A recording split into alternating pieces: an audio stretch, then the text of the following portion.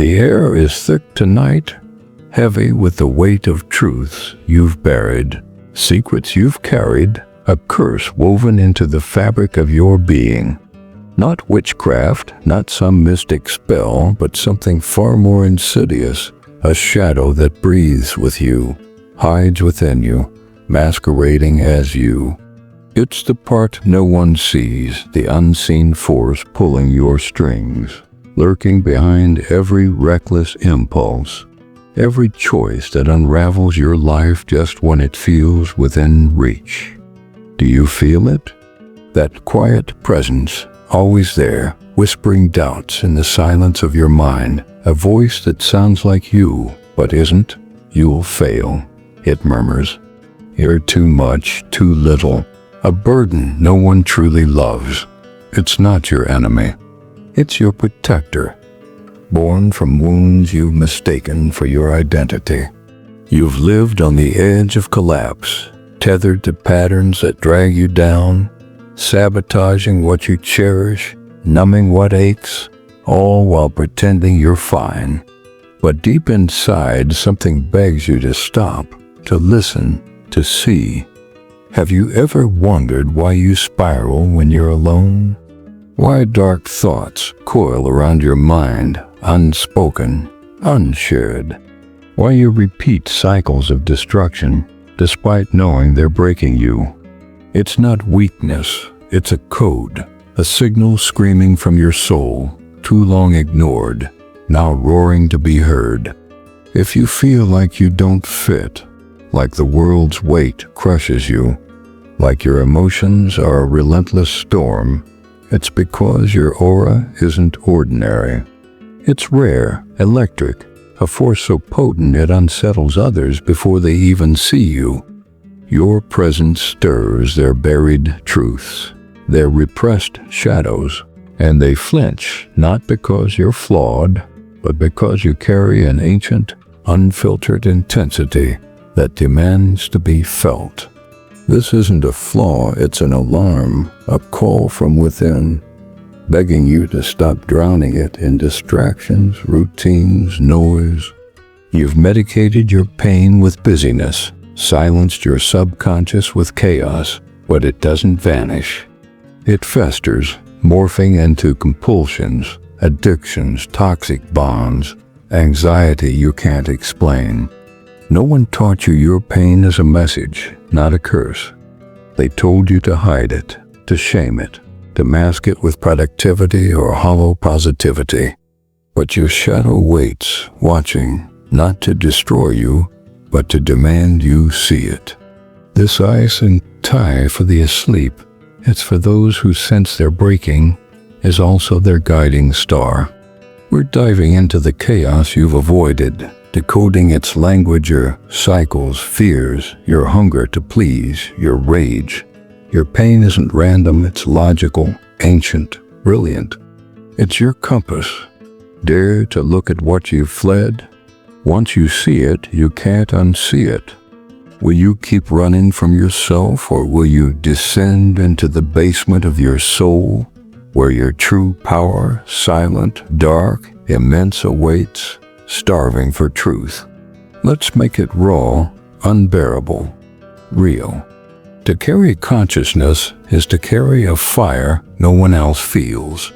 Not morality, not right or wrong, but a relentless awareness that forces you to see yourself, every flaw, every wound, every unspoken scream. It's exhausting, because to see too much is to feel too much.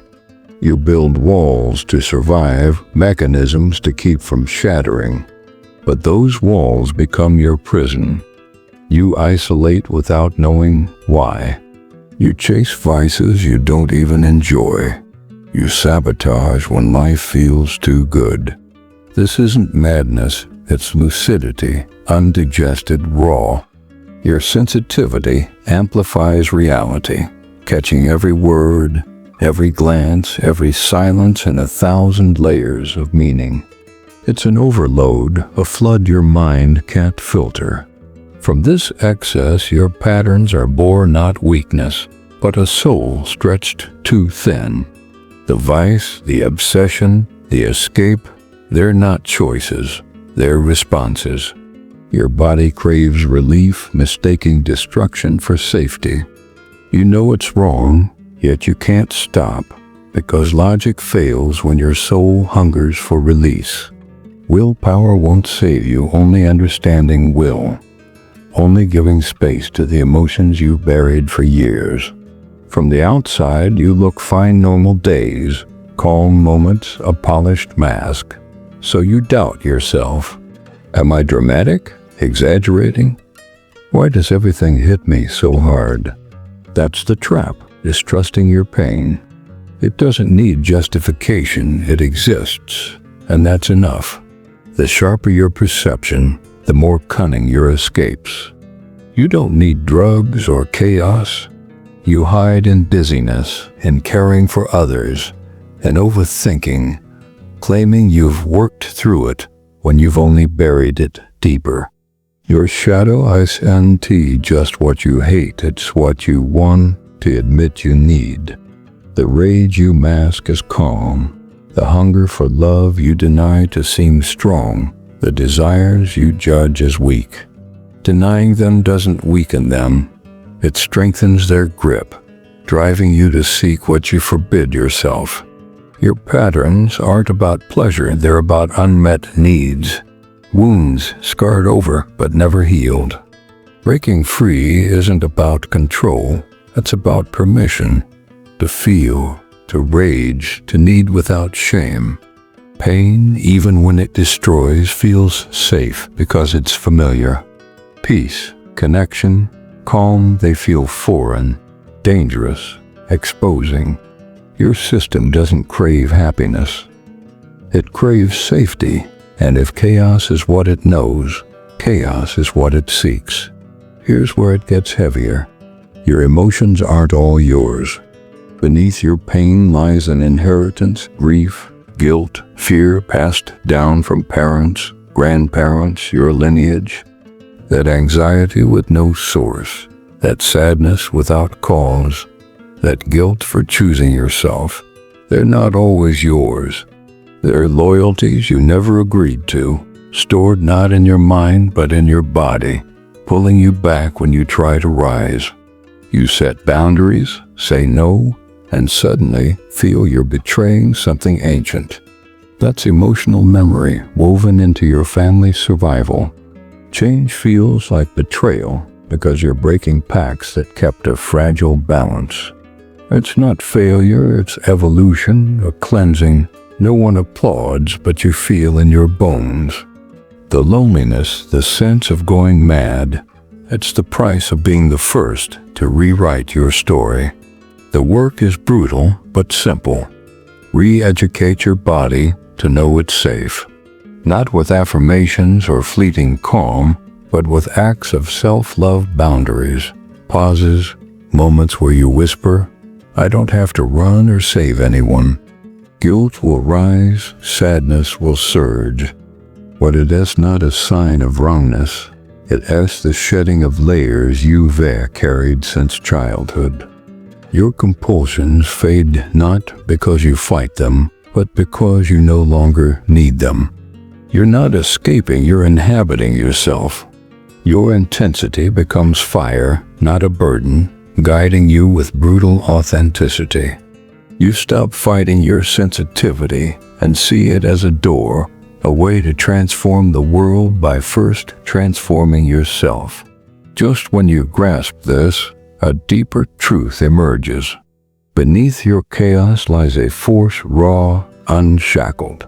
Not the polished self-esteem of achievements, but a fierce capacity to hold yourself without needing validation. It's not about being perfect, it's about being real, embracing your contradictions, your intensity, your humanity. When you live from there, the curse breaks. Life stops being a race to prove your worth. Your relationships shift, your breath steadies, your battles quiet. You create space to exist, and that's a revolution in a world that demands you shrink. But beware the final trap. Thinking understanding makes you immune. You will fall again, patterns will resurface, anxiety will return. Growth doesn't erase flaws, it makes you honest. You'll doubt, stumble, feel lost, but now you don't run. You see yourself, choose yourself, again and again. That's the difference between a life of unconscious cycles and one of truth. Your shadow isn't your enemy, it's your guide, pushing you to wake up. Every collapse, every overflow is your soul demanding to be heard. Stop numbing, start breathing. The revolution begins when you listen, when you embrace the rawness of your rage, tenderness, and chaos. If this cuts deep, if it feels like I'm speaking to your soul, don't turn away. You're on the edge of something irreversible. Subscribe not for me, but for you. Comment, "My shadow no longer scares me," and mean it. This isn't about comfort, it's about truth, about digging into the abyss others fear. The next journey will unravel more, stripping away what holds you back. But I leave you with a question that will haunt you more than any answer. Who would you be if you stopped fighting yourself? Step into that abyss or rise into your awakening. The choice is yours.